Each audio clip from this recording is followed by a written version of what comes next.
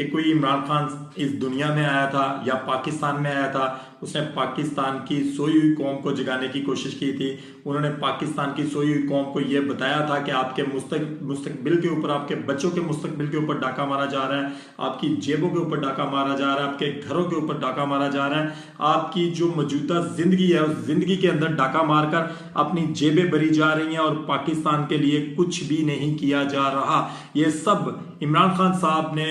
अवाम को बताया, अवाम को शऊर दिया, लेकिन अवाम जो है वो भी हाई दर्जे की ढीठ अवाम है जो अपने बच्चों के हक के लिए नहीं निकल सकती, जो इंसान अपने हक के लिए आवाज नहीं उठा सकता, अपने बच्चों के हक के लिए आवाज नहीं उठा सकता। पाकिस्तान की पाकिस्तान की आने वाली जो नस्ल है, जो फ्यूचर है पाकिस्तान का, अगर कोई इंसान उसके लिए आवाज नहीं उठा सकता तो उसको पाकिस्तान में रहने का भी कोई हक नहीं है।